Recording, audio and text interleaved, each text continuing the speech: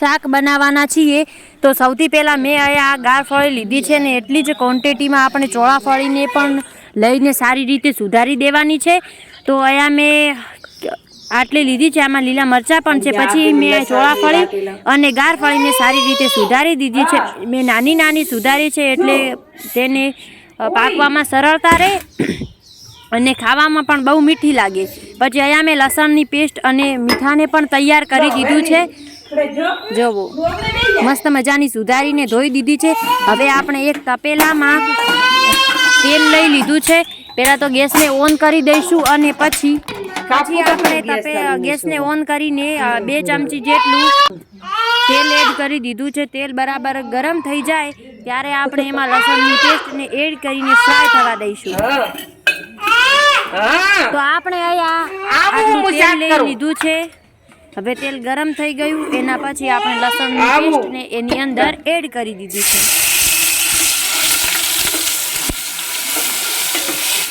મોટી શાક કોણ કરે મસ્ત મજાનું ફ્રાય થઈ જાય એટલે પછી આપણું શાક હતું જે એ પણ આની અંદર એડ કરી દેવાનું છે અને પણ થોડું ફ્રાય થવા દેવાનું છે।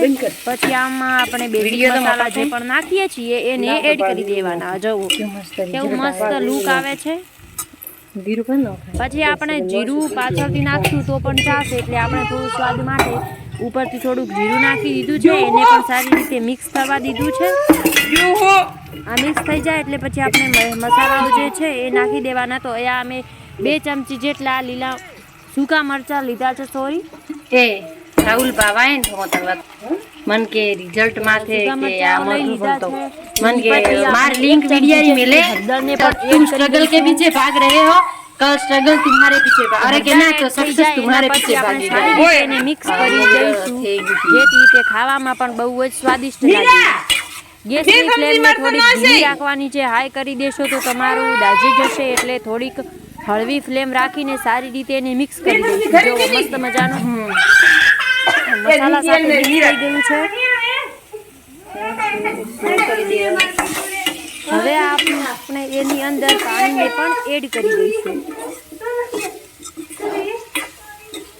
થોડો નાખો બંધ કર પવા મત બતાડ છે ને બાકી મસ્ત મજાનું કોણ કોણ આ રીતે મિક્સ શાક બનાવે છે કોમેન્ટમાં કહેવાનું વિચાર તો શું એ શાક રો તો ગમે જો આજનો વિડિયો પસંદ આવે તો લાઈક શેર અને સબસ્ક્રાઇબ કરવાનું ના ભૂલતા।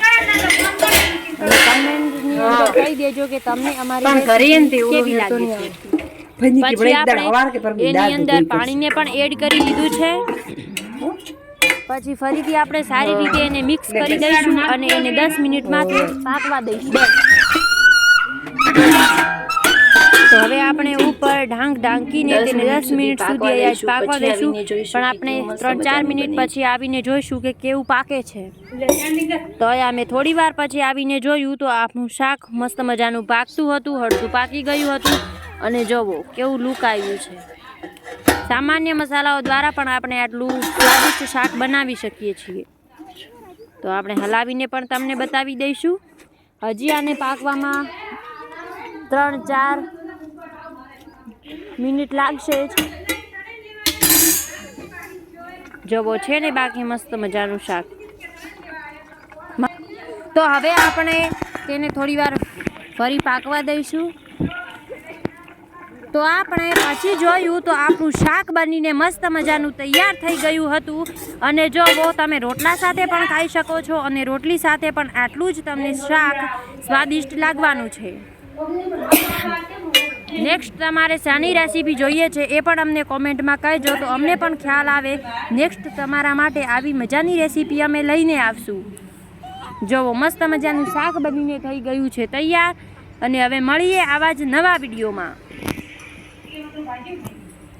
ચેનલ મોનેટાઈઝ થઈ જાય એટલે આપણે વધારે મસ્ત મજાની રેસીપીઓ લઈને આવીશું। તો સપોર્ટ આવો જ કરતા રહેજો। તો મળીએ નવા વિડીયો સાથે। જય હિન્દ, રાધે રાધે, બાય, જય શ્રી કૃષ્ણ।